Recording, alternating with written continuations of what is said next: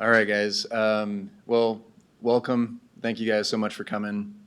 It's nice to see a lot of you and those, of course, that are on Zoom and listen in. We really appreciate your guys' time, knowing that this is, you're not getting compensated for this, and we hope that this is really beneficial to all of you, mostly so that we can talk about, some things that we have seen, areas that, maybe create some log jams, ways that we can be more efficient, and ideally, hopefully, you guys, if you don't already know some of our staff, this would be a good opportunity for you to meet some of our staff too. So just as an aside, you guys are, and unfortunately for those that are on Zoom, you won't be able to enjoy our bananas, so you're missing out. But we do have some refreshments. Feel free, you guys. Our plans here are just to kind of go over some things. Hopefully what we can do is we will kind of pause on questions until the very end so we can kind of get some through this material. So if you do have questions, write them down. We'll come back to them. Happy to do that. So yeah, my name is Ben Tarbutton. If you didn't know, I'm the planning manager. These are our current planners here. We've got Joe Foudy, Blake Setter, Vlad Finkel, and Justice Mac George. So hopefully you guys know them, but if you don't, please, take the opportunity to stop by and say hello. So I wanted to start out by saying, okay, this is what we were looking at for the last 7 years or so of data on just minor subdivisions. Probably not a big surprise. Everybody can kind of guess the event that happened kind of midway through this whole thing. COVID kind of threw everybody for a loop, and so you can kind of get a sense for where we were kind of normal in 2018, and then things just started dramatically ramping up. Of course, what that does is it creates problems that are hard to foresee, and I know that you guys have been patient with us, and so we really appreciate all of you guys working through us, and guess what, we've made it past that hump. But like we were talking about earlier with Chad, it's like, who knows, this could very well happen again, whether or not be maybe something like this, but other issues, all the forest fire issues going on in California, and is there going to be some other kind of mass migration event? We don't know, but it could happen. Something like this could happen again. So with that in mind, we're kind of saying, all right, now that we've had a chance to kind of debrief over this whole event, how can we improve? What kind of things can we do better? And what are we seeing so that, again, should something like this happen in the future, we're more prepared. Also, we're trying to get, to be a better service to you, and hopefully we can be a better service to the public in turn. So what we're kind of looking at for today is, again, ways for we can improve our communication. I know that we can do a better job of improving our communication with you guys, and so we want to try and do that the best that we can. And so I think that's why it's good to have events like this, so we can kind of hear from you, you can kind of hear from us, and then we can just have these conversations, questions, and so on. So that's kind of what we're hoping to do. Again, we want to identify some of the challenges that we're seeing, and maybe even hear some feedback from you guys as well. And then also kind of our really long-term goal here is to be more efficient, and hopefully that translates to just quicker processing time. Let's see. Couple things that I do want to mention. Again, if we could just save our questions there to the very end, that would be great. But I think that's kind of what I wanted to say for now. Next up, I'm going to have, I think, Vlad come on up, and he's going to lead us through the first couple slides. So thanks, guys.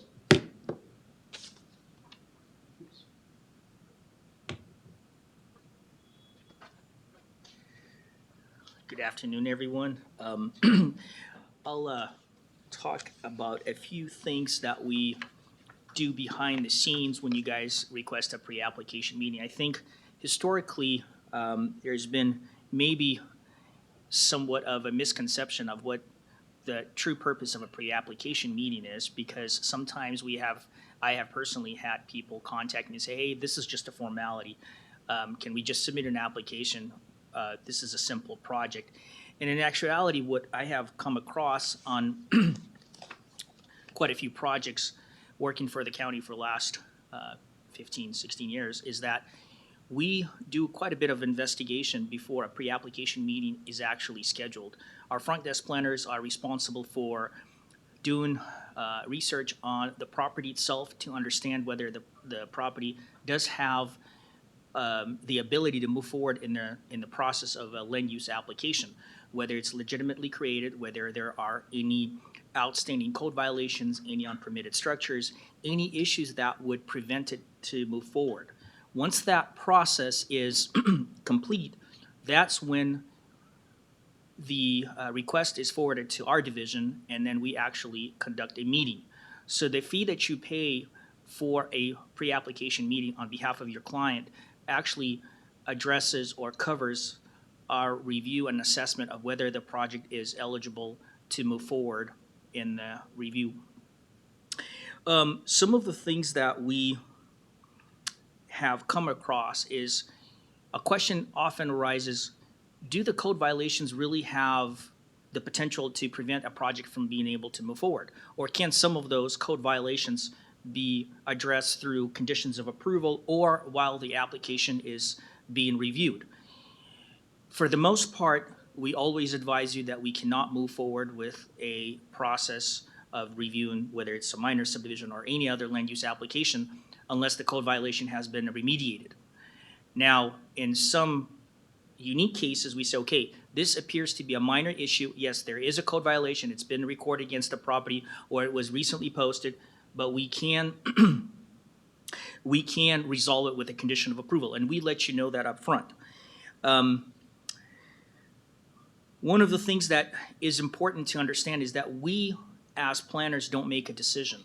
We make a recommendation, whether it is to our director who makes a decision on administrative request like a minor subdivision or a condo plat, or if it's a major subdivision or a PUD in that case, then the board makes the ultimate decision. So we want to let you know that the purpose of the pre-application meeting is to set your client for success. And I think Ben has said that on more than one occasion. We are here to help you and set your client for success, but we can't guarantee an approval. There might be something that could come up through the review process that would basically either put the project on hold or cause the department to recommend denial, but we won't know that up front. But in most cases, we say, okay, this is problematic. We think this is something that may lead you to a denial or require additional review and communication with the agencies. And recently we have had a few projects where it did come up where we didn't have any issue up front. The pre-application meeting seemed to go quite well, but something came up through the review process and we had to say, unfortunately, this is just something that does create a problem as you move forward. So the disclaimers that we always include in our pre-application synopsis is, yes, these are the things that you need to do. These are the issues that we see.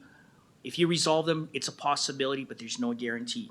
And I think it's important that when we send you guys our synopsis, I think for the most part, guys do a very comprehensive review and synopsis of every pre-application meeting to go through those bullet items that we come up. If there's an issue with access, look into it with your client or adjoining neighbors. If there is a potential issue with the agency, if you can, please contact that agency and communicate with them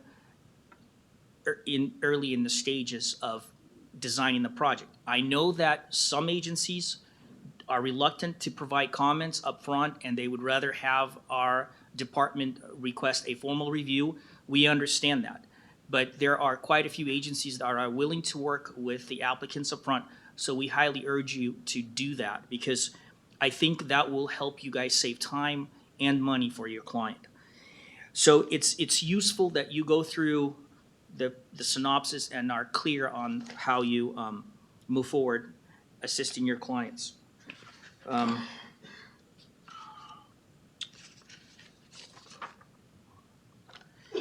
So when we receive an application on any land use, if you know our discussion today is predominantly for subdivisions.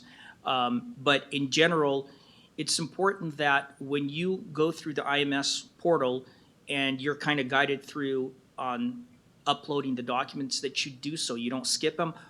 Or if you, for instance, have something that is not necessary or you feel like it's not necessary, that you clearly address it in your project narrative, because the narrative is the whole storyline of what the request is. If we don't know what your client wants to do and we have to second guess, that puts us in a bad spot, and then it prolongs the review process, and it creates, it creates a lot more work for us and as well as you guys, because we have to go back and forth and then try to resolve matters that you would think when you submit an application are pretty clear and unambiguous. The trends that we have seen, personally myself, is that we get a submittal, and when we start reviewing it, there are some missing items, whether it's on completion and or sufficiency review, when we review each document to make sure it's consistent and compatible with the code and the documents that are relevant to the case. The trend and the issues that arise quite often, I would say probably 60 to 70% on all submittals, is that the applications are incomplete and they lack the bare minimum requirements that make it feasible for us to do a thorough review and move forward. And once we send you a request to provide additional information, we ask that you not only provide that documentation as a package, but that you also do a cover letter to explain, okay, out of this list of bullets, like you had 10 bullets, county, we did this and this and this and this and the following on each one of those items that you presented to us as being problematic. The trends that we see is people, out of 10 documents, they will submit 1 or 2. They will wait a couple of weeks, and then they will contact us and they say, Vlad, I uploaded this to IMS. I didn't get a response. We don't get a notification through IMS. If we get that cover letter and you email us and say, I just uploaded this, please go through it and advise on any issues, we'll do that at our earliest convenience. But this piecemealing process that we have seen, and it's not everyone by any means, but we do see this trend that a lot of times there's that expectation that I submit a few things and that should be good enough. And if we give you a list of items that we need addressed, please address them all. If you disagree, please give us a call or shoot us an email. Say, hey, Vlad, I disagree. You're wrong. I'm fine with that. I don't have any problem. I don't have any issue with criticism. Just let me know, and I'll do my best to provide more clarification. So I think it's important that we get a very thorough and complete application. When we do a sufficiency review, we need to make sure that if you have a site that has steep slopes, for instance, that you do a geotechnical analysis, that you do a comprehensive topo map, that you provide us with the necessary information for us to say, hey, is this feasible, or is this something going to make it problematic? And because when we write our staff reports, if we can't make a finding that's required in our code, we have no choice. We have to recommend denial. And we recently had to do that. Some of you guys know that. And it's unfortunate that we are put in that position, but we want you to understand we are here to help you and your client, but we just can't ignore the code and overlook certain sections and say, yeah, that's good enough, we can move forward. So please be careful that when you submit documentation, it's clear, unambiguous, and comprehensive. Thank you.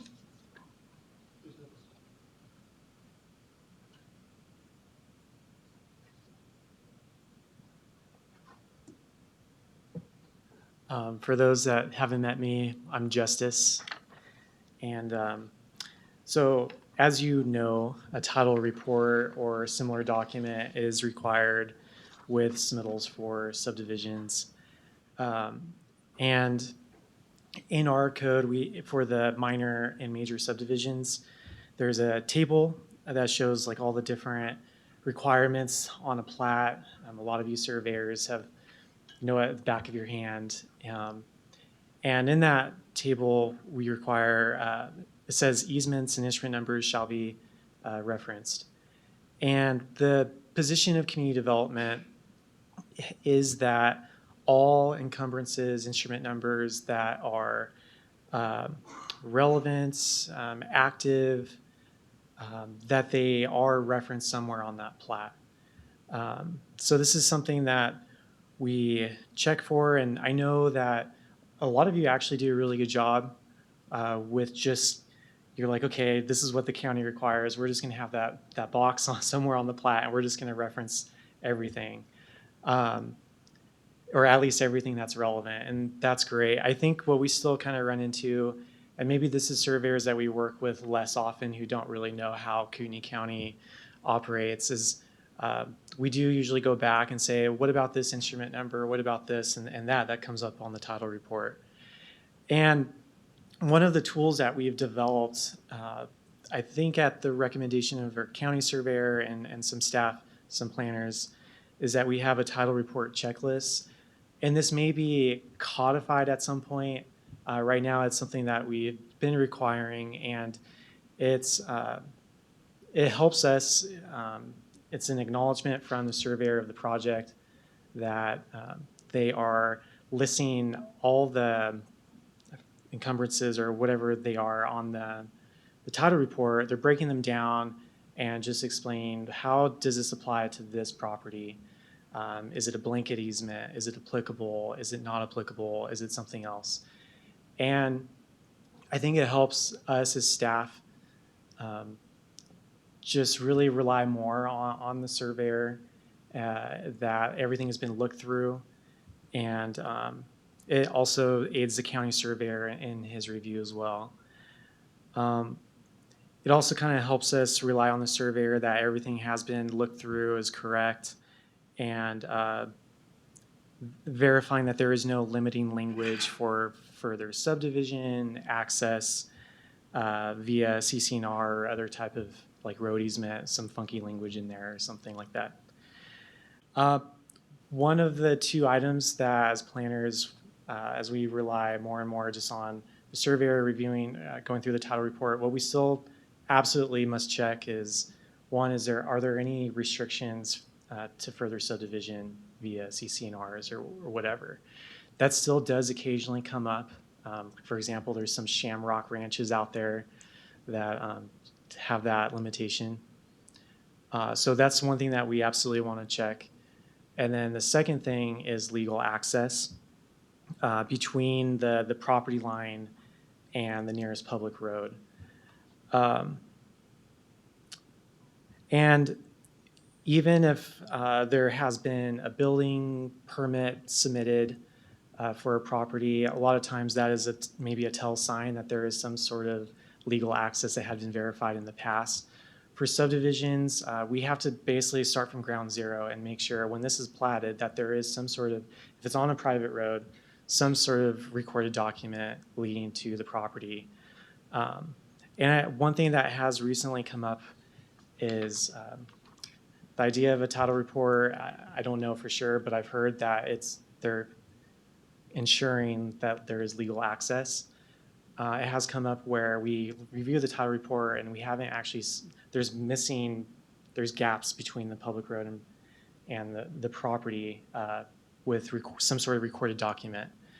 And so just something to be aware of, that just because something is insured by a title company doesn't necessarily, for our purposes, mean that we can verify legal access. And so just want to put that on your radar.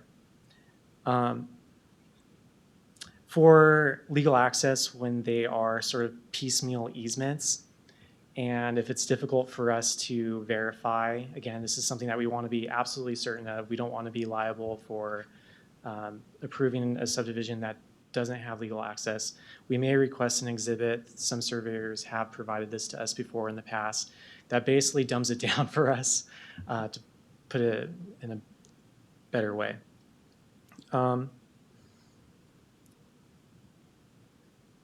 Pre-application meetings, we do our best to put the property owners or whoever is attending those meetings on notice about this legal access requirement. But it is recommended. I try to recommend that that's something they verify even before getting the surveying done, work done, and so forth. And then a side note, the legal access question does also apply for family divisions, which is a new thing. And that should be referenced somewhere on what we call the site map as well. All right, Joseph, thanks.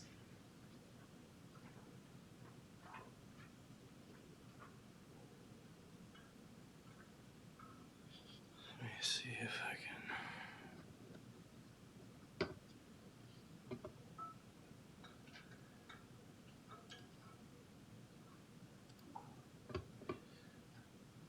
All right.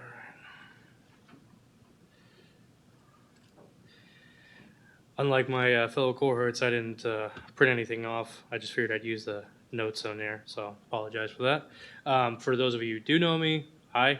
For those of you who don't know me, I'm Joseph. Worked with the county now for a little over 2 years.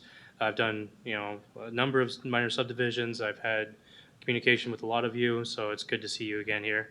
On my 2 slides, I'm going to be covering water sources and then also contour maps and things of geotechnical analysis and so forth.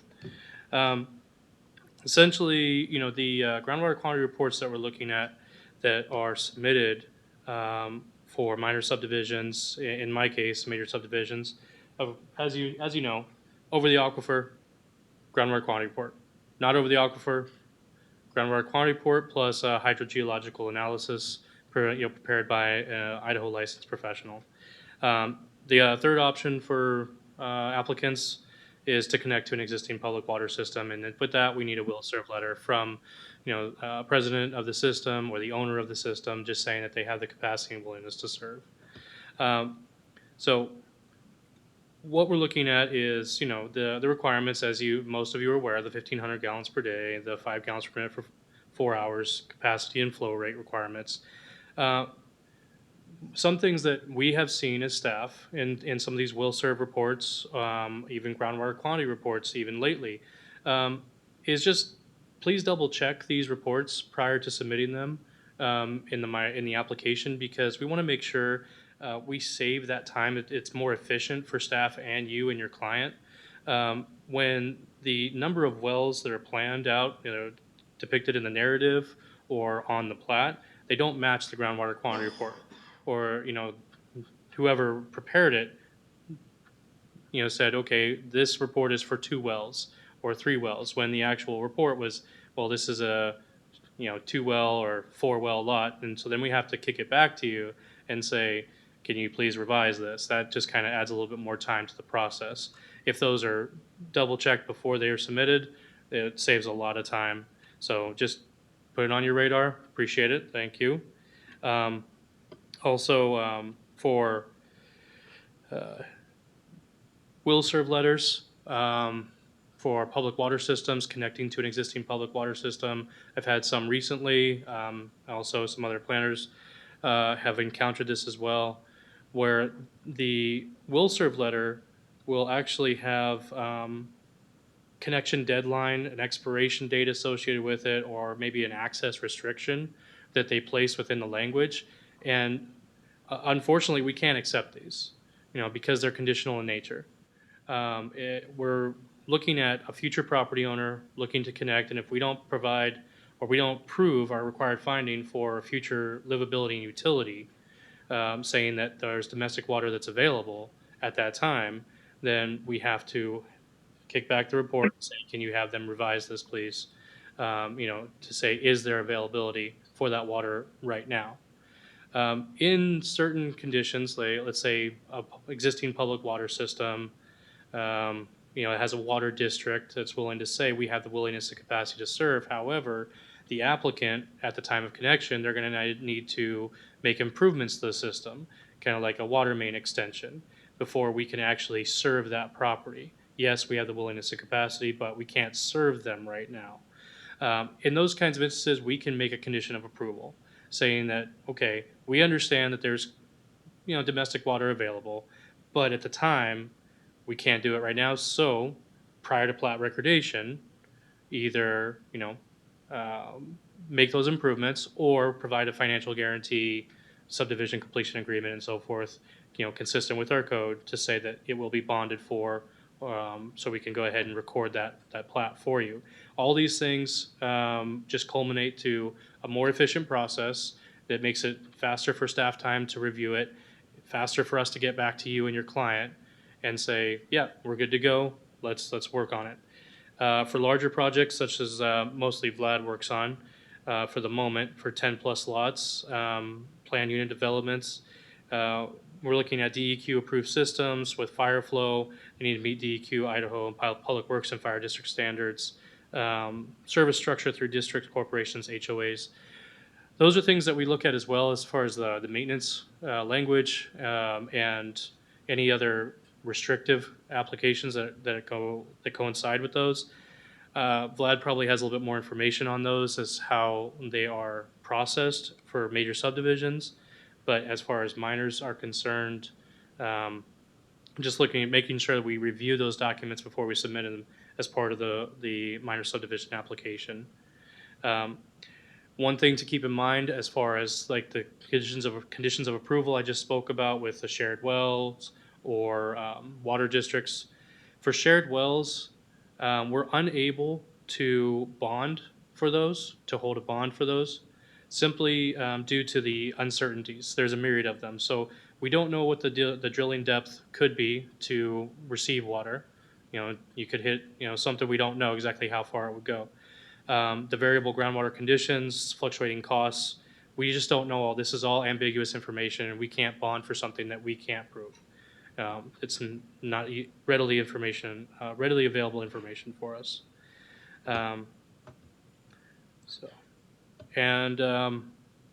Onto slopes here. Kootenai County. I've been all up and down mountains around here. I know a lot of us have. There's a lot of sites that have 15% or more slope conditions. And as you're aware, for 15% or greater in our code, it does state that as a minor subdivision, major subdivision, condominium plat, PUD, conceptual site disturbance, stormwater plans, site disturbance plans, and geotechnical analysis are required. This helps us work together to implement effective stormwater management, so we can see how future development is going to work in and around hillsides, soil erosion, best management practices. Should be prepared by an Idaho licensed design professional.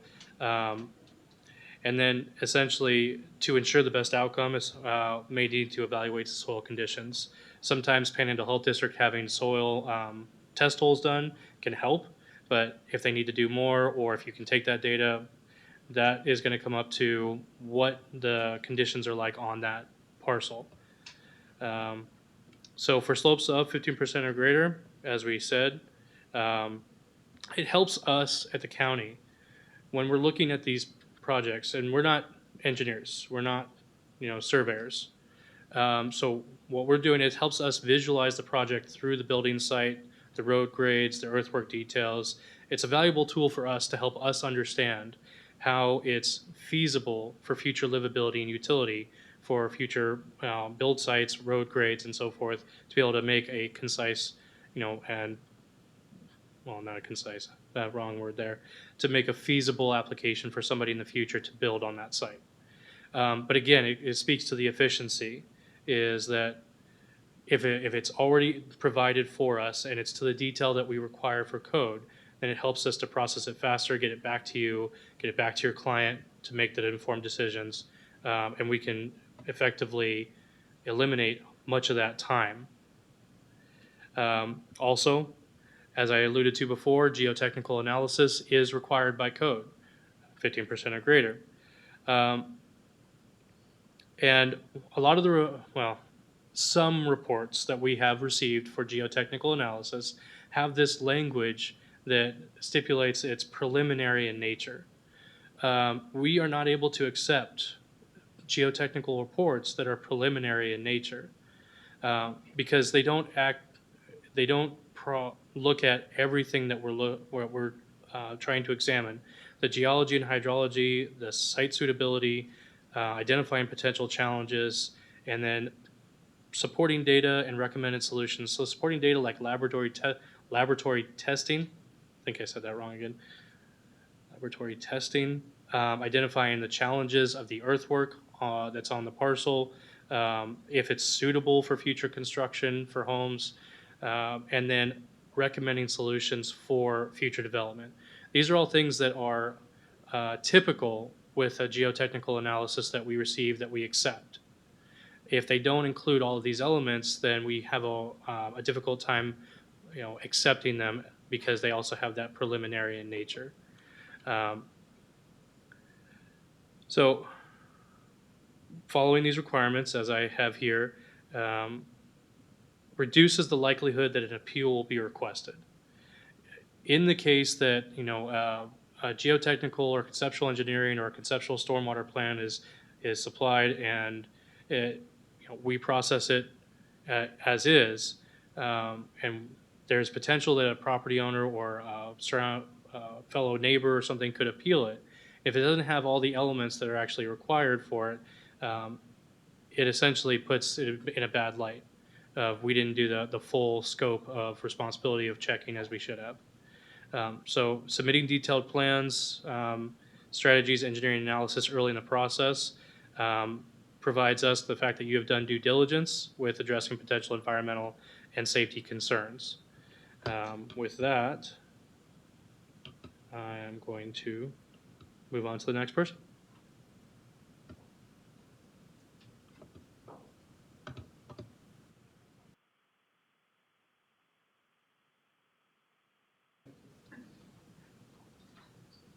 Okay. So I got stuck with flood zones. How about I save us all some time, and I can skip this slide altogether if you guys just decide never to subdivide in the floodplain. Deal? Okay. Well, I wish it was that simple. So, I mean, we all are kind of familiar with floodplains. I'm not going to go in depth. We are familiar with A zones generally. I think we're familiar with AE zones. If you're in an AE zone, which is something that's studied, we have more defined boundaries, data available, BFE data, that's base flood elevation data available.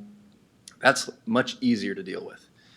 So I'm not going to really focus on those things. I'm going to be focusing mostly on the A zones, which are approximate in nature.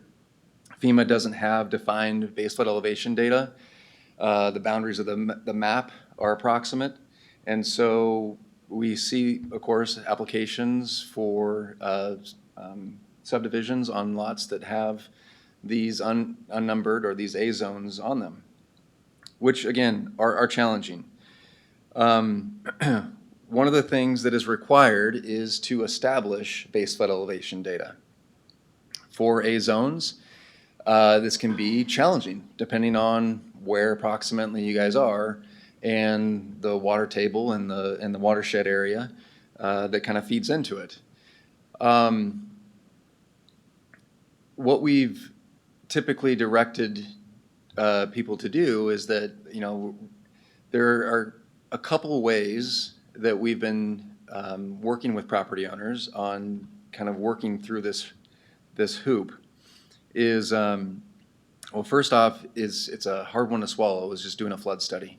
Some of you have been involved in those, and it is not easy for a property owner to see the end result of that bill.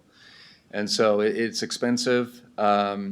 It's never something somebody wants to see at their application. But that is an option for determining base flood elevation. If that is the route that they go, then what would generally be followed when we have an application and we have the order of decision is we're looking for where's the base flood elevation on the property, do you have adequate room to develop, and then largely what's going to happen after that point is we get a letter of map revision. And that letter of map revision then goes to FEMA, they give their thoughts on it, everything looks good, that information is transferred to the final plat. Again, that's an option. That is typically the option that we see people go because that is more all-encompassing. For those properties that are a little bit more unique in that it may have some kind of like it doesn't have a stream coming through it, but it may be adjacent to the actual surface water feature, and therefore the approximate boundary extends onto the parcel. We've encouraged somebody to actually go through a LOMA process in which they could go through FEMA. It's much simpler, cheaper to do that. And if they can, what a LOMA does is they can either remove a structure, which is not really helpful in this case, or a parcel or a part of a parcel from the floodplain. If we get through the LOMA process and they have removed the parcel from the floodplain, and we have something from FEMA that suggests as much, then that's good for us because showing you or us showing us that the parcel's not in the floodplain. Therefore, we don't need to do a flood study. It is much easier to take that kind of an approach. Now, this doesn't happen often, but I think what we're going to try and do is if we see those circumstances kind of present themselves, we're going to make that suggestion. I think LOMA here would be a good idea for you to start at least thinking about from the onset. So I think there are, again, flood zones in general are challenging, and so if this is something that you guys are going to be looking into, I guess we're just something we're going to have to work through. But hopefully, as you begin to think about how to approach floodplains, how to get the information, how this is going to get on the plat, what kind of restrictions are going to be on the plat as a result, that's kind of what we're hopefully helping you out to do. But again, I appreciate no applications in the floodplain, so I'm glad we have a common understanding. Let's see. So next up.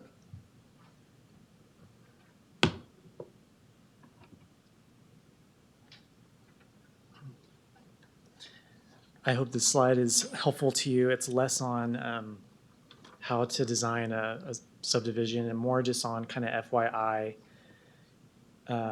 Prior to September 30th, 2024, we have a standard in our code that whenever a road provides legal and physical access to more than 4 parcels, the road needs to be brought into to meet Associated Highway District standards if the road is fully within, for the portion of road that's fully within the property being subdivided, if that portion serves more than 4 parcels.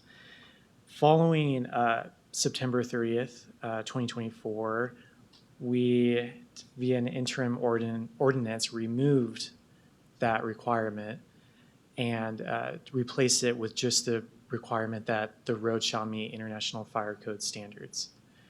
Now, that is an interim ordinance, meaning that it has an expiration date of a year. So September 30th, 2025, it will go back potentially to the Highway District standard unless this ordinance is made permanent.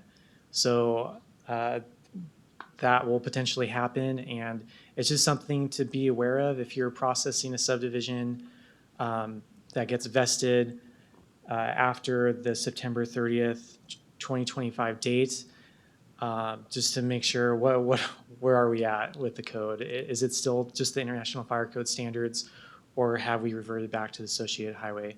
I don't suspect it'll go back, but it's something to keep tabs on.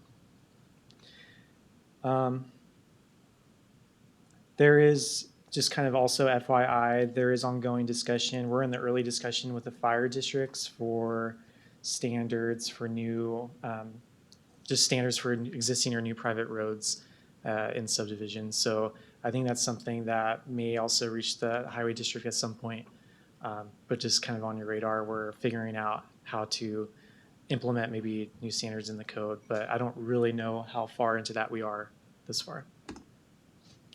Oh, maintenance agreements.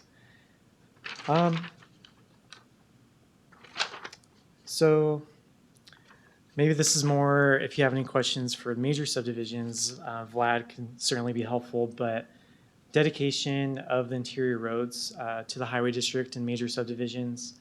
I don't know if this is something that recently came to our attention or has been known. It does require a formal petition to the jurisdictional maintenance district for to be under their maintenance and to be accepted by the highway district.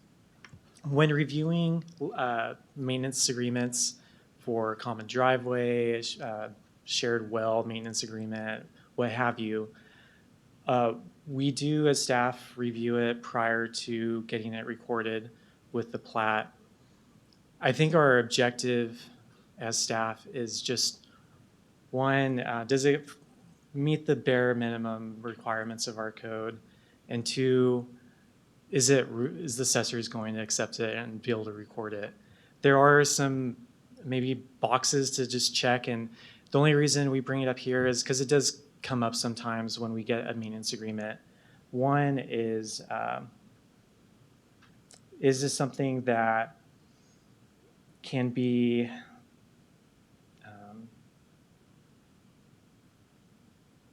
so one is, can it be recorded?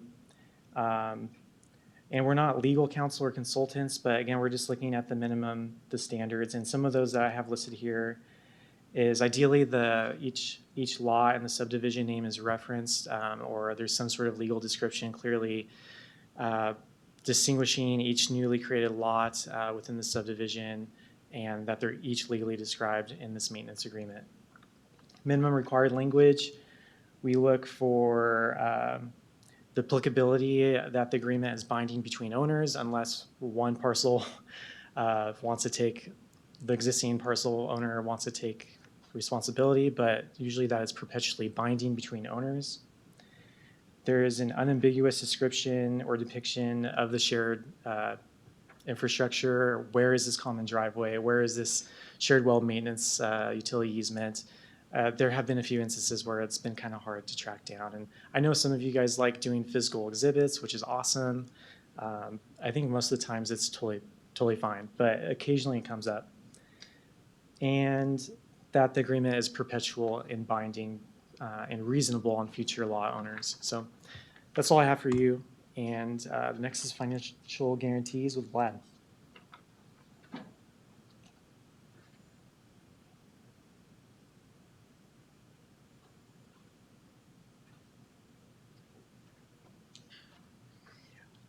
I think when it comes to financial guarantees, there is a bit of confusion with regards to who gets to collect what bond, specifically for major subdivisions. With minors, it's pretty simple. You typically have a common driveway that you're going to bond for if you haven't constructed it prior to plat recordation. Once it's construction, we receive a completion letter, then basically we release the bond. We typically do not collect a warranty bond on a 10% warranty bond on common driveways because they're just gravel pathways, they're not asphalted, and so it's unnecessary. We don't want to burden your client with paying for the bond or for the warranty agreement. So we have really never required that to be submitted on common driveways.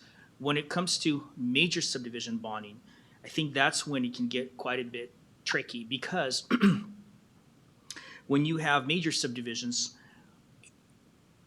each case is very unique. What happens is if you have all the improvements within the subdivision dedicated to the public, then the entity that will be taking over the maintenance of it will assume the bond in case the infrastructure improvements are not in place. So if you have public roads or the roads that will be dedicated to the public, as Justice had explained, we recently found out that you have to actually petition to have it be included in their maintenance jurisdiction in addition to having them sign the plat, which is something that's fairly new. We were not aware of that. We thought that the plat itself served as a tool or a mechanism to legally now include that property within the maintenance jurisdiction, but unfortunately that's not the case, or perhaps there's some level of misunderstanding that we're currently working with our legal counsel to resolve. So if you have a public or a road that will be dedicated to the public and it's not constructed, the number one tool or the mechanism that the highway district uses, as most of you guys are aware, is the road development agreement. We look for that. When you submit a final plat application, please tell us in your narrative that this road is A, have been constructed, or B, has not been constructed, but is being bonded for through the highway district. Here's the copy of the road development agreement. We rely on that road development agreement to tell us that you and the highway district that you're working with are on the same page. And so we will basically allow that entity to collect the bond. We basically say, okay, you may or may not have a site disturbance permit through us for the construction of that road, but if you have the RDA and both parties have signed it, you and the highway district, you're good to go. When it comes to water, typically, if you're gonna connect to a public water system, we're gonna say, okay, we need that same bonding to go back to the water district, and the water district is gonna say, okay, we have gathered that bond for the main extension or distribution lines, and we're ready to go. So that's a green light for us to say you have complied. Because when it comes to bonding and understanding when the infrastructure is gonna be complete, or if it has been constructed, we need to have a clear understanding as to the physical conditions of that facility today when we're writing that decision, whether it's a minor, when we review it for a Mylars, or a major final when we prepare a recommendation to the board. So just wanted to clarify something that Joe had explained, is that we cannot accept a bond for minor or major subdivision for shared wells because it's not quantifiable data. We did recently have a question come up which said, we do have a well on the property already. It produces so much water. We don't need to bond for it because it's going to serve the subdivision as a shared well, but we don't have the distribution lines constructed. Do those need to be constructed? No, you can actually bond for the distribution lines. So if you have a well, but the distribution lines have not been constructed to serve each lot, you can actually submit a bond to us, and we will hold it until you submit a completion letter to say it's done, and then we will release the bond. So I think that needs to be cleared up, is that the well itself has to be constructed, the distribution line work can actually be bonded for. One of the things that is sometimes confusing is when we review the bond and it has a number of different improvements that in a bullet list, which includes some of the items that are part of the site disturbance permit, please don't include that in your completion bond. The difference between a subdivision bond and an STP bond is very clear. The improvements associated with the STP are related to grading, stormwater features, hydroseeding, and things of that sort. Please address that through the site disturbance permit process if you apply for it before the plat is recorded.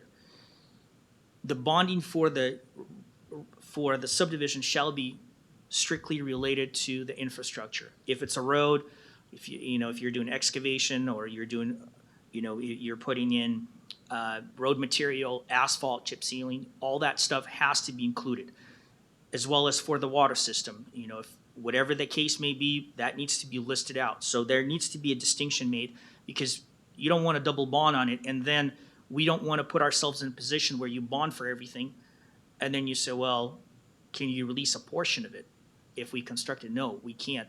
If you're going to bond, if you're going to have a number of improvements, and you feel like you're going to have this portion complete, like let's say you're going to have the water system completed before the roads, submit to separate bonds. Yes, it's going to cost your client a little bit of more money to have separate bonds, but then they can be released when each one of those improvements is in place. So if you want to include everything, that's fine, but if you feel like you need to have it be released separately, do separate bonds. We at times run into these issues where the bonds come close to expiration, and it becomes very hectic for us because we don't want to pull the bond. The last thing we want to do is actually be the developer. We don't want to be building stuff. We want you guys to complete those improvements or submit an expiration bond, an extension bond. On a monthly basis, our department goes through all the bonds that we have and we do an update. And when something comes up close to being close to expiring, we contact you and say, what's the status? If the improvements are in place, then please submit a completion letter, say those improvements are in place. We rely on you guys being the professionals to say that it's in place. If something is not complete, please tell us it's not complete, here's the extension bond for another 6 months, whatever the case may be, and then we will extend it out But once you complete those improvements and the bond is released, at that time, you need to submit a warranty bond for at least a 12-month period to say, okay, this is complete. Let's say you have $1 million road. We released the $1 million road, and then, let's say you have a $100,000 road. You gave us a $150,000 bond. We released the $150,000 bond, and then we take in a 10%, $10,000 warranty bond. And then in the year, once you submit a letter that says the infrastructure improvements are in good standing, then we release that as well. So please make sure that you stay on top of your bonds, because we don't want to pull them, because it just creates, and we actually came very close to a few, and then the agencies get involved, and then it just becomes highly problematic. I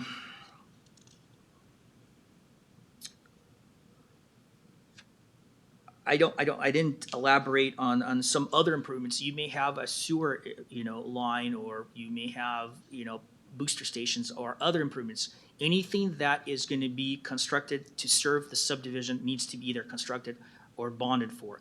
If there's any questions that come up, give us a call, Vlad. We don't know who this bond goes to, and we don't know how do we set this up.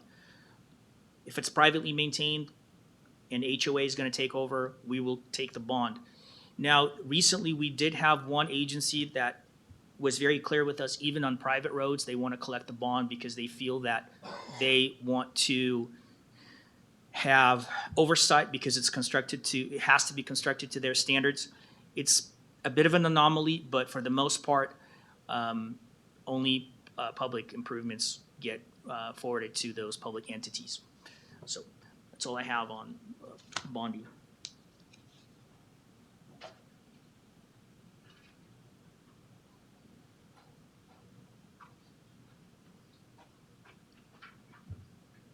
All right, everyone, my name is Blake. I'll be talking about the review period here. So once we have a complete application and we send it out for agency comment, the real only issue that we are running into during this review period is the communication between the agencies providing their comments and that information being conveyed not only to us, but to the applicants. Now, the county has met with several of these agencies and have coached them on what these review statuses need to look like. Several reviews in IMS do generate an email that will be prompted to you, giving you information about what that review status looks like, whether it be a return for corrections or what have you.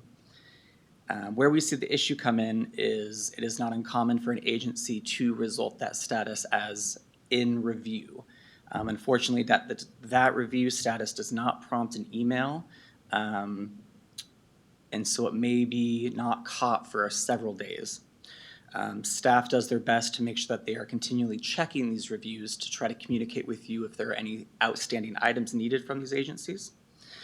But ultimately, we'd like to encourage you guys to continually use IMS to check these review statuses. In these conversations with these agencies, specifically the tribe, it is our understanding that with the recent ordinance allowing or requiring parcels within the tribal zone, specifically those zoned agriculture and rural, to have a 10-acre minimum, it is our understanding that the tribe is receptive to the possibility of subdivision. In addition, there are other zones that aren't required to meet 10-acre minimum in the tribal zone, specifically the agriculture and restricted residential. Once we have all those comments from the agencies, we write the order of decision. Of course, we communicate that to you. It is the applicant's responsibility to make sure that they are proving compliance with those conditions. Just with the general workload and the amount of conditions that we are trying to work with, it can slow the process down for trying to get that plat recorded. And of course, anything that we can do to help expedite that on your end, we are welcome to feedback. With regard to exempt divisions of land, the first bullet point being family divisions is more of a informational. It is a newer exempt division that we have within our code. There is a process for it. It is generally faster, cheaper, and less requirements than a traditional subdivision.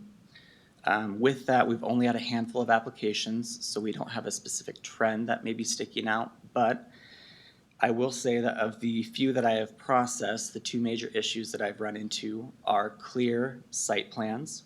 It should be noted that the site plan does not need to be surveyed, even though we strongly recommend it. We recommend this to make sure that the parcels that are being created are compliant with the minimum lot size. The second point that we've run into during the family divisions is the legal description found in these draft deeds. Sometimes they cannot be consistent with the site plan. With that, the broader conversation about exempt divisions of land, while they are exempt from Chapter 6 process and requirements and required documents, they are still held to the other sections of the code, specifically, minimum lot size, allowed uses, and flood regulations. So specifically, you might be running into a client that is wanting to do several large lot exemptions. Knowing that those are exempt divisions lands, we don't review those. You can just record new deeds. But it should be noted that any of these parcels be within a flood zone, an unmapped flood zone, a flood study is still required. So just making sure that's clear. And closing us out, we have Ben. Thanks.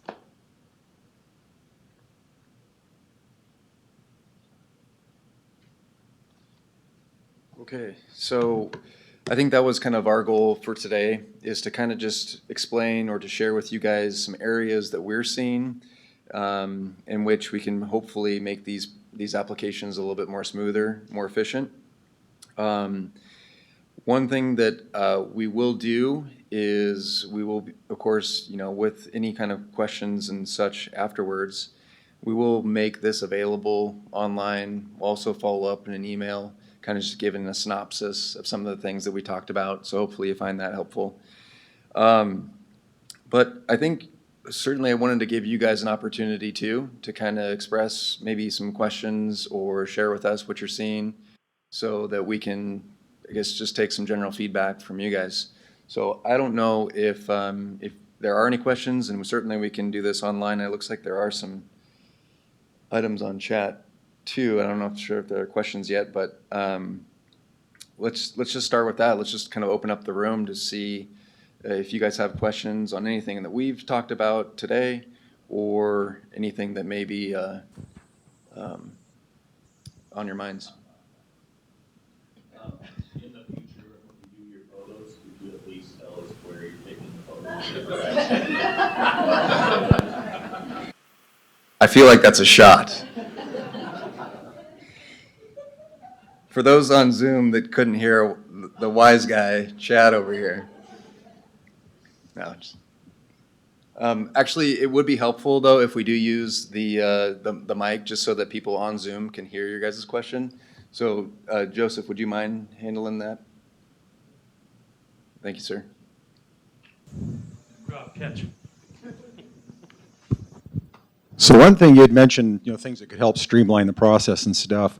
I think the single biggest thing I could see is when you guys do the completeness and sufficiency review, is do a complete review. So it's almost like a checklist. We can go down and say, okay, we've now addressed these, because I've had issues that we address all the comments, and of course it goes, resubmit, it goes back to the bottom of the pile, eventually comes up, and then we get all new comments that weren't made on the last one. And I know I've had at least one case where that went on for a year or over 4 or 5 reviews.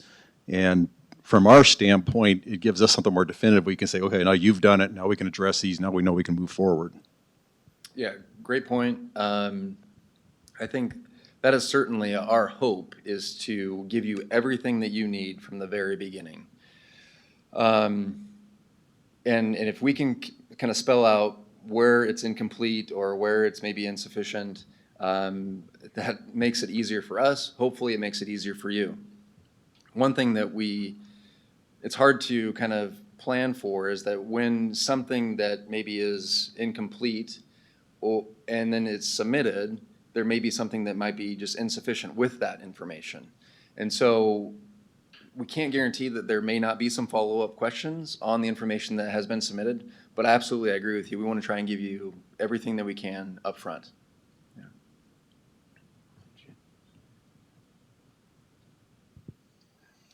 Let me just go down my list. Thanks, Eric. Sure. I think you guys probably know all this, but I kind of wanted to open it up for open discussion when we're talking about will serve letters. We see more and more on our side that they are hedging when they're giving us will serve letters. They're not guarantees. And I made the point in a public hearing that they never are. And so I think the county's current stance of not accepting them unless they're ironclad is, I guess I would say, short-sighted.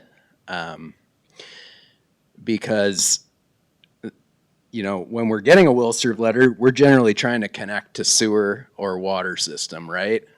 And that's good. That's what we should be encouraging folks to do, is not create new water systems, not to go subsurface with sewer when there's an option to go to gravity sewer.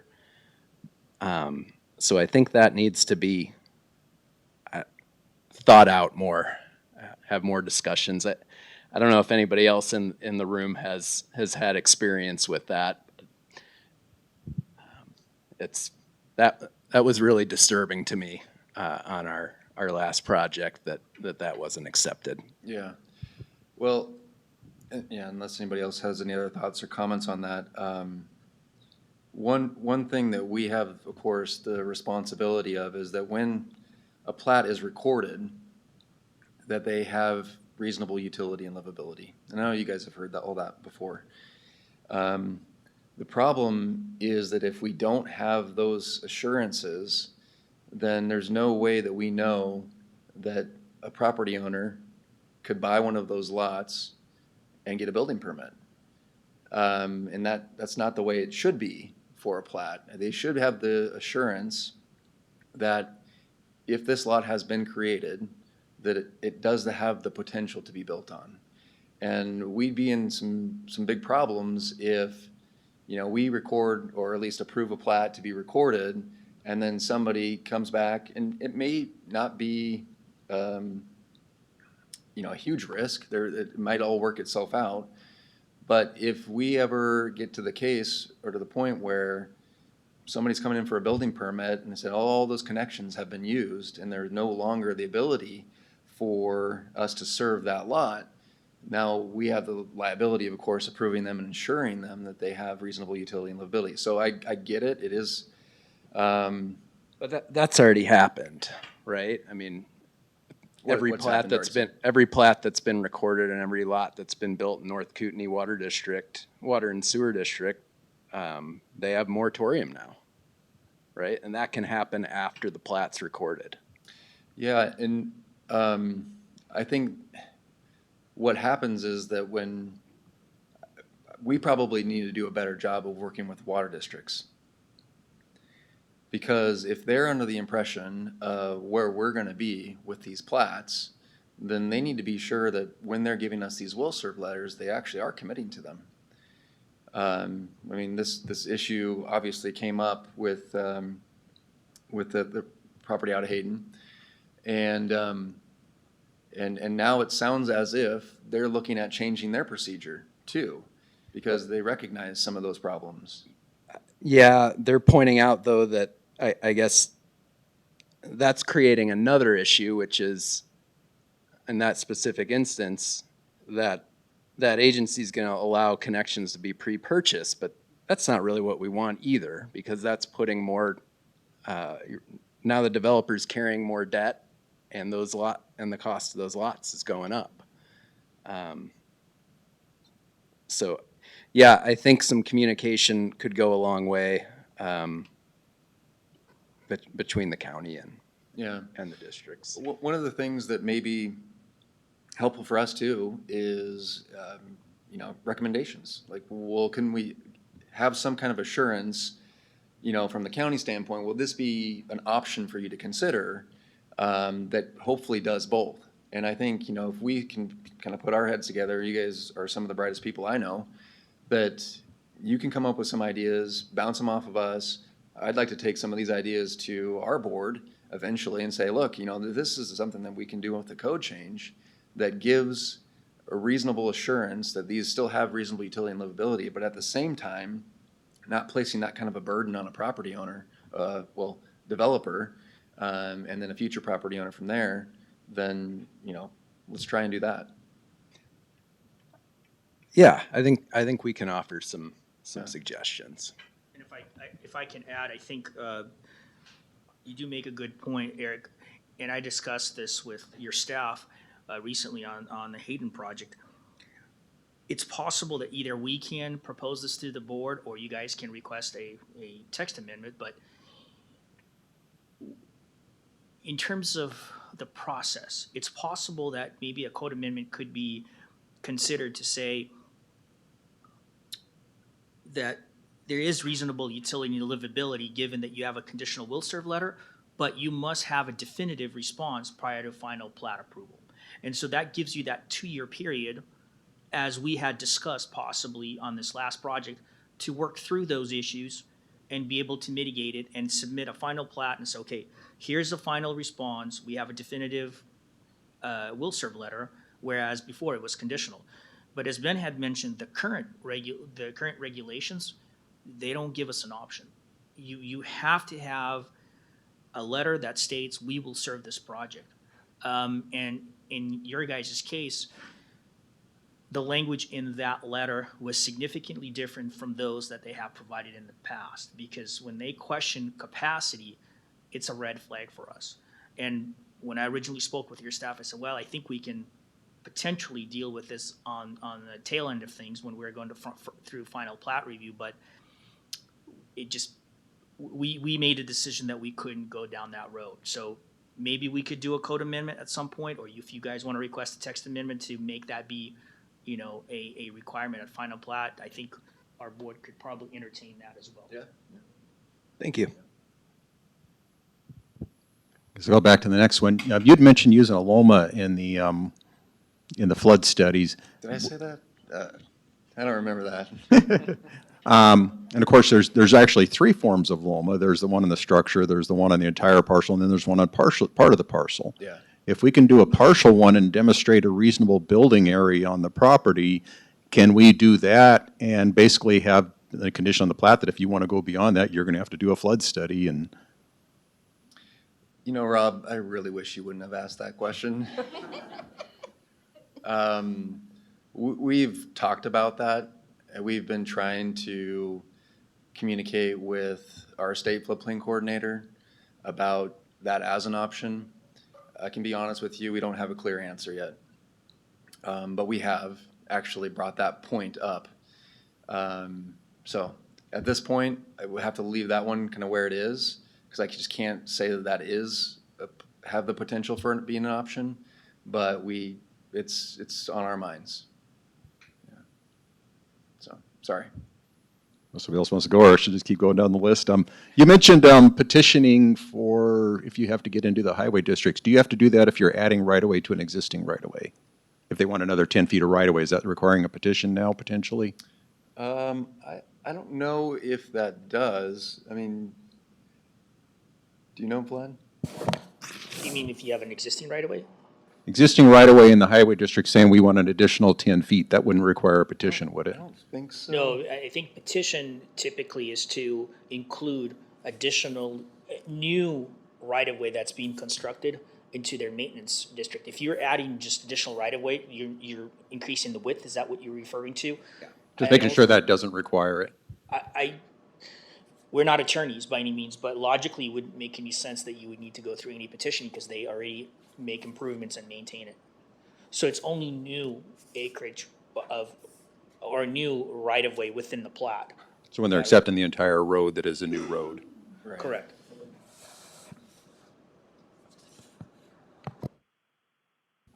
I say, no, let me just keep going down. Rob's gonna be our MC now. I'll give you a break from Rob. So I recently applied for a pre-application meeting for a client, and while we were waiting to schedule the meeting, they received a notice of a code violation that was discovered during the pre-application research. And so even before they've been able to have a face-to-face meeting with the county, a good intention meeting to complete what they're required to do, they get an out-of-the-blue document mailed to their home telling them that they have a code violation. And so what I was wondering is that something that maybe you guys could switch the timing on that a little bit, and maybe at the pre-application meeting, discuss the code violation and then send the notice out afterward, just so they're not completely caught off guard by that? Absolutely. I don't know the one that you're referring to, but I'd certainly like to hear about it.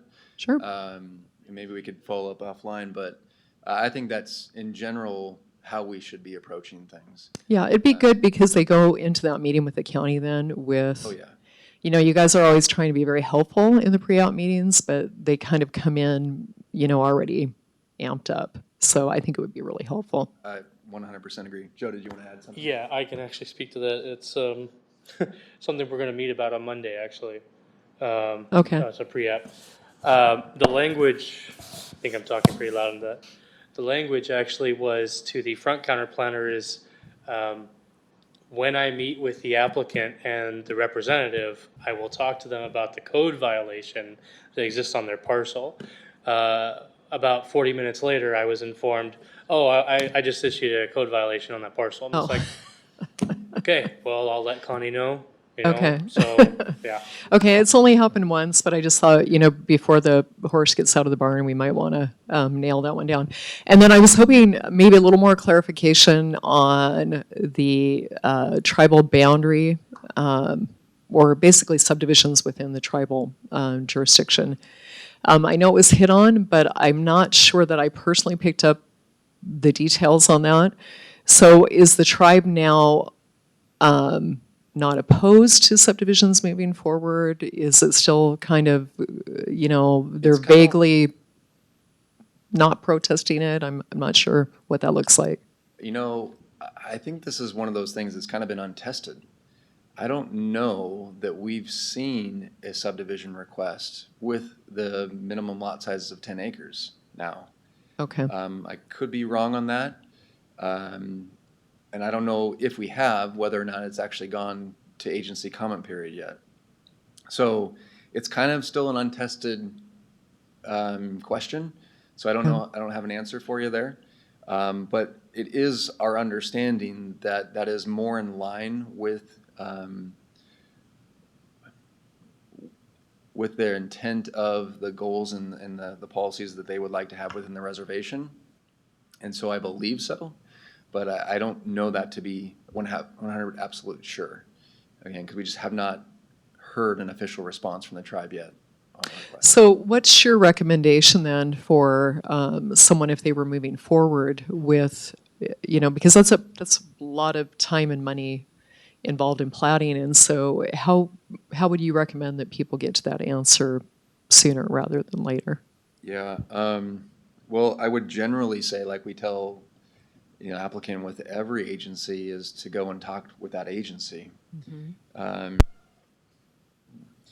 One of the problems that has been challenging even for staff is communicating with the tribe.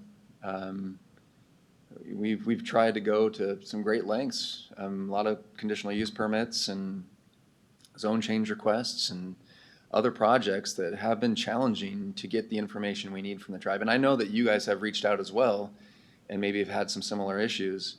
I would still take that approach first. And then if you have some difficulties getting a hold of them, reach out to us and we can see, again, try on our end, but that's how I would approach it. Okay, all right, thanks. Lots of good information, you guys. Appreciate it.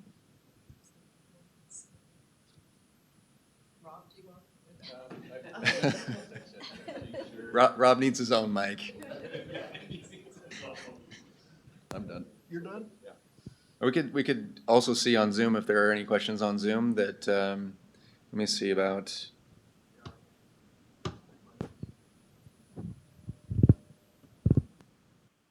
Let's see if I can get my.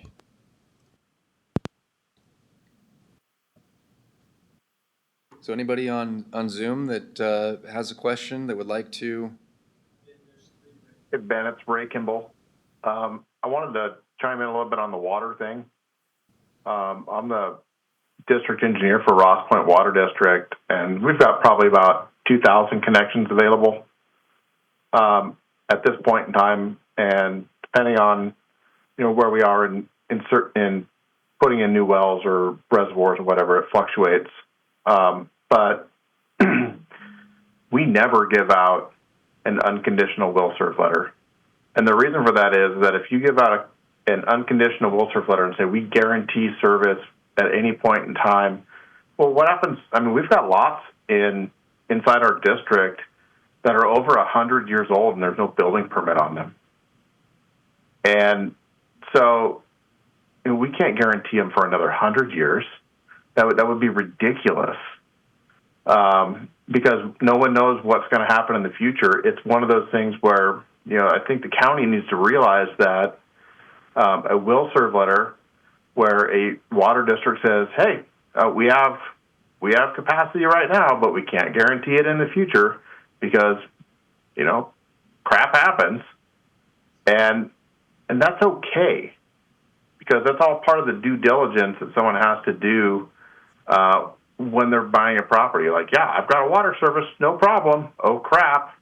The water district has a moratorium on new connections. Because if you end up going down the road of prepaying for your connections, then those connections end up becoming a commodity. And that's not the business we really want to be getting into. That's a very slippery slope. So from that standpoint, I think it's important that the county understands from a water district standpoint that guaranteeing something unconditionally into the future is not a path that their attorneys are going to let them take. With regards to the flood stuff, I've done a whole bunch of flood studies in different jurisdictions, and subdividing in a floodplain or in a property that has a floodplain on it, I don't think that really should be an issue. I mean, typically we locate it on a plat, disclose it, understanding that at some point in the time in the future that FEMA could come through and redo their flood mapping and change things 100% again. And it's 100% likely that they will. So it's something that we just have to understand and deal with. And there's no magic bean that we can eat and make everything perfect. We just have to deal with the reality that we live in an imperfect world with a lot of challenges, and some of the property that we end up dealing with has got a lot of hair on it. So anyway, appreciate your time. Thank you. Yeah, well said. Thanks, Ray. Ray, this is Vlad Finkel. I think you raised a good point, similar to what Eric Olson has done. And I think your points are well taken, that you as an entity, whether it's a water or sewer district, cannot give a will serve letter that will have the capacity, ability in perpetuity. Having said that, if you are so passionate about it, maybe you guys could come up with some language that you could provide to staff for us to consider through our code amendment, or do a formal text amendment request through the county on, to be a private party to do that. And then our planning commission as well as our board could entertain that, because the regular. I will be happy to rewrite your code.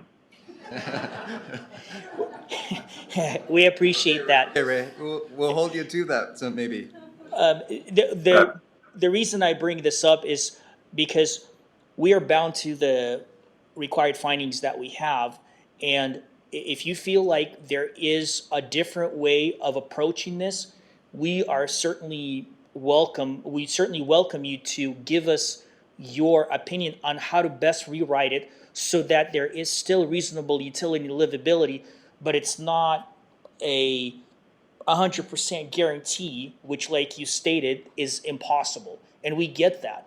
And certainly Ben and David would discuss that with our planning commission as well as the board and say, okay, what you guys are proposing is a much better approach, and it doesn't lead you guys to having the projects fall through their cracks or being denied at the 11th hour because you have this agency that says, yeah, we can serve it, but not really for an extended amount of time.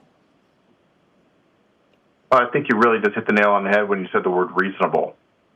And, so a water district or a sewer district saying that, hey, we can serve it at this time, there's no guarantee in the future, that is reasonable. And so and as a county, you have to hang your hat on that. You have to hang your hat on something. You can't just go in absolutes. And so, and that's okay. I mean, every city, and I say that, as a member as the vice chair of the planning commission of Post Falls, when we get a will serve letter, when the planning commission sees a will serve letter, or the city of Hayden sees a will serve letter from Hayden Lake Irrigation District, none of them have absolute guarantees, but they all accept it as the fact that it's reasonable proof that water can and will be supplied to those lots and available. Not a guarantee in the future, but it's a reasonable expectation that someone can hook up to water. And I think that's where the county, I don't even think it needs to be a code amendment. I think it's just a step back and recognize that reasonable is reasonable, and you can point to that letter in the file and say, there it is. There's no guarantee, but there it is. And wash your hands of it. Well, and I think to add to that, if there's going to be a code amendment, because I think our regulations are pretty clear, we have to have a will serve letter that states the capacity is available. But I think if we're going to go the direction of having some reasonableness, we would have to entertain some sort of a disclaimer on a face of plat. As you guys all know, there is currently a disclaimer that says water source and sewer source, or sewer effluent discharge source.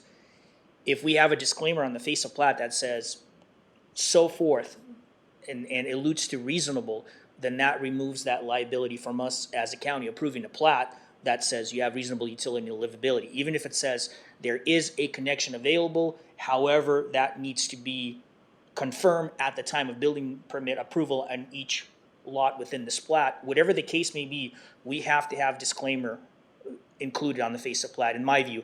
Maybe Ray, you know of some of those disclaimers in other jurisdictions, or you guys know of some disclaimers that you have placed on plats in other cities. If you can, bring that up, we would certainly entertain it as well. And maybe I would add too, is that given the growth that we've had in this area over the last 5 years especially, has certainly caused this issue to kind of come up to the surface. We didn't have this issue 5 years ago. People were sending will serve letters and everybody was just going on their way. Now that people are feeling a little bit more pinched for some of those resources, is where it's kind of becoming a little bit more difficult. But I think those are great ideas, and I think that's certainly an option for us to consider moving. And just so you know, and this is really important, that shift 5 years ago, that wasn't due to growth. That was due to a change in leadership in the local DEQ office, and all the water districts had to end up doing a declining balance report. And that put everybody on edge. And so that's why you see the shift, is everybody was fine, and then now they had to jump through this regulatory hoop that really changed the flavor of every will serve letter that they're putting out there. Got it. Okay. Well, yeah, I didn't know that. That makes sense, though.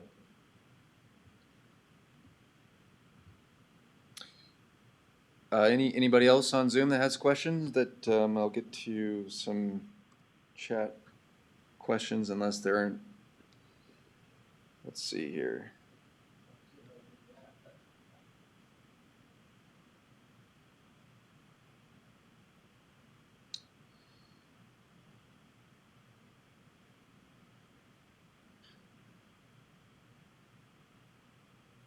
So a question here from ATS.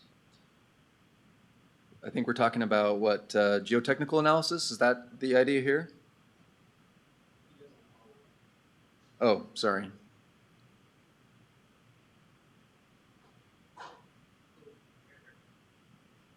So it says, when Joseph was discussing the concept engineering plans, he said, we couldn't have preliminary on the plans. These are not building plans. So should they be stamped concept, or how should the labeling look? And maybe if this helps, hopefully it does, we understand that you're not designing a house. Because we do get that question a lot, saying, well, we don't know what the future property owner is going to want. So how should we, or how can we design that for them? And I think, again, it is conceptual in a lot of ways, because we're just looking, again, with these steeper slopes, that there's reasonable utility and livability. It can be built on. That's really what it comes down to. And so a lot of times what we see, and maybe this is just the naming convention here that we need to kind of shift, but a lot of the times what we see with preliminary geotechnical analysis is that we see that there's maybe some lacking in actual evaluation of the soils, but more looking at just kind of some USDA soils survey, and saying, well, based on that, if we do present that soil, then we can ensure that lots of reasonable utility and livability. Those types of analysis is not an on-site analysis, and so it's hard for us still to see, that kind of a report to suffice for geotechnical analysis. I don't know if that answered the question specifically, or if maybe I need to scroll down. Most of the geotechnical firms are insured by Terra.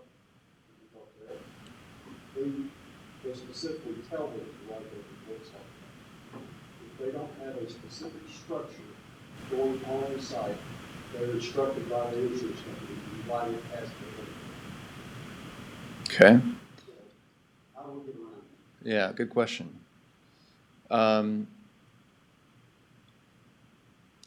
This is coming. Sounds to me like, what Ben's saying is, we don't want to see a desktop evaluation. We want geotech to actually evaluate what's being constructed on the site, pop a couple test holes in. And so that's the difference, right? It's not necessarily that it says preliminary, it's that you want a more effort than just a desktop evaluation. Yeah, perfect. Thank you. So, sorry, are we saying that preliminary in itself may imply something else and not imply that they haven't been on site? Yes.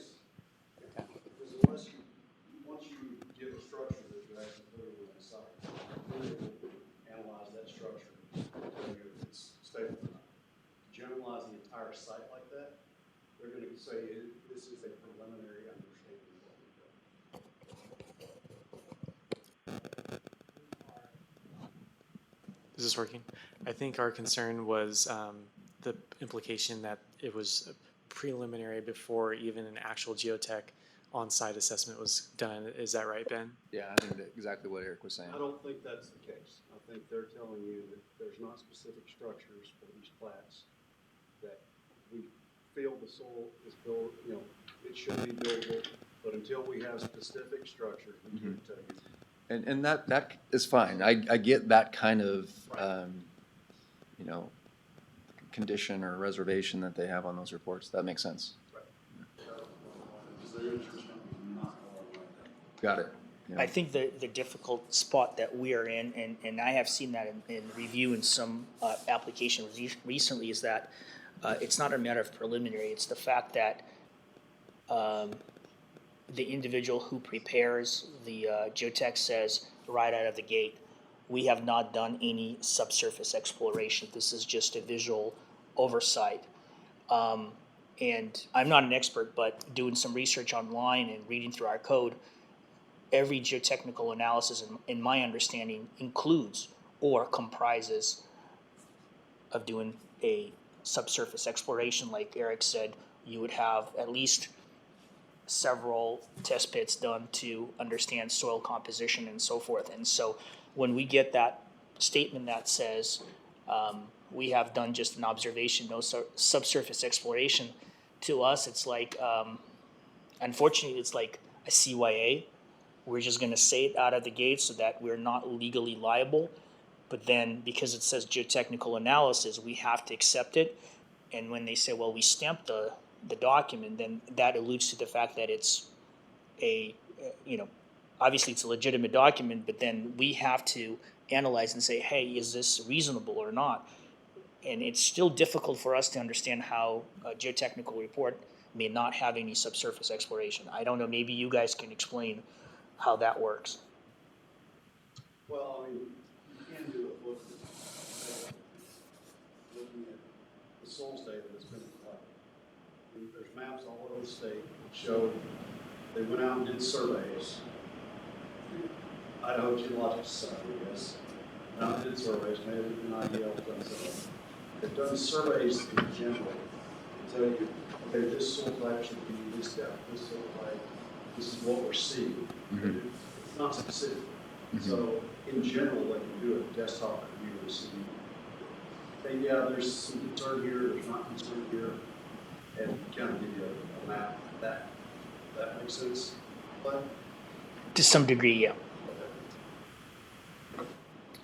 if y'all want to require, go out and do test pits, it needs to be written somewhere to go do that.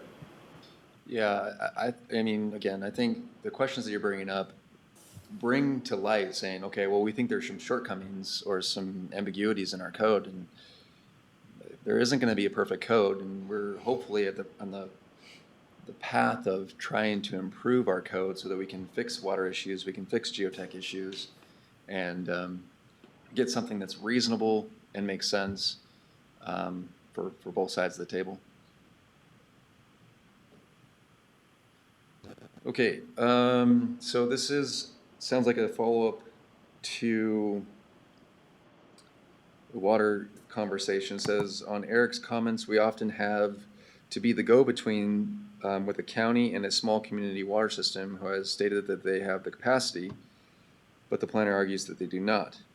Our last three thank you, 3-lot minor already had water at the site from the system, and the planner assigned argued the water system needed DEQ sign-off. Again, I'm not sure exactly on the specifics here. I'm assuming, again, maybe we're rehashing some of the same things that we've talked about, but I'm assuming what we're talking about here is that the water district had some conditions on capacity, and that's perhaps where the issue is, or where the question comes from. So unless, I think we've kind of addressed that point, and I still think that there's value in looking at additional code amendments to figure this out.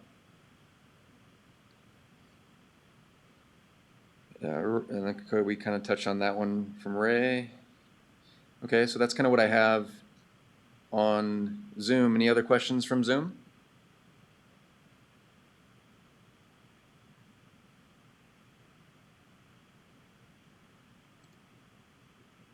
Okay.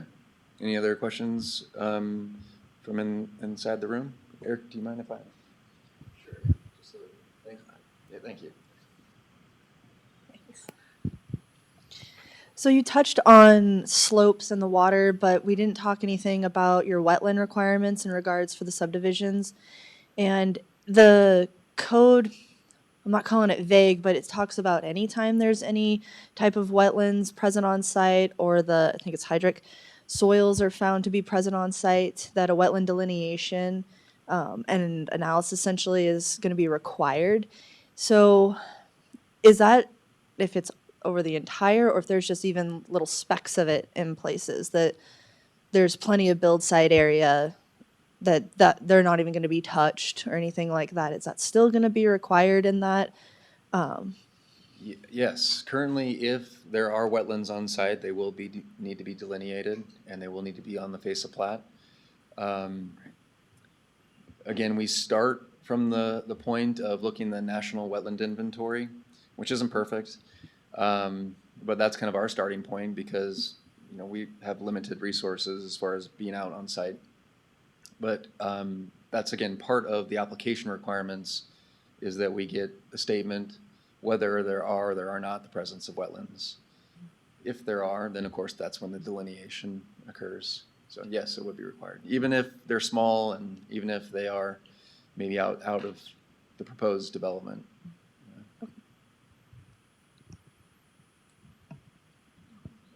Would one of you guys go grab the mic for him? Can you just run it? Here comes Rob again. I was just gonna make a comment on that last one, is that you could show a building envelope and then not have to do the delineation, couldn't you? If you should just specify a building envelope in this particular case? I think we still require delineation, even if you were intending to have building envelopes.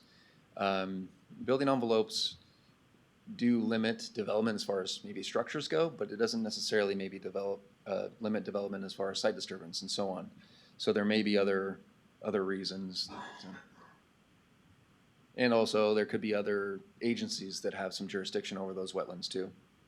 Because if you identify a wetland, you then include a buffer zone that would retain it in its natural state.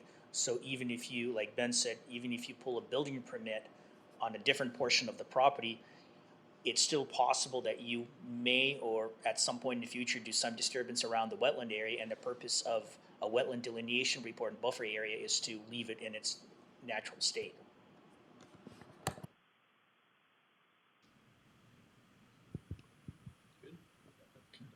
I don't, he's gonna hold on to that mic just a little I know, bit I was just firm. thinking, like, that's fine if he wants to.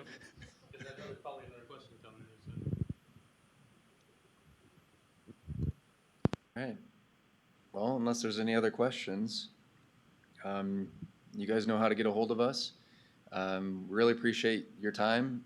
Again, hopefully, I think we've got some good information from you guys as far as feedback goes. Hopefully, it was reciprocal. And then please, help to keep those lines of communications open. Reach out, email, phone call. We try and make ourselves as available as possible. So with that, have a great weekend. So thanks all. Yeah.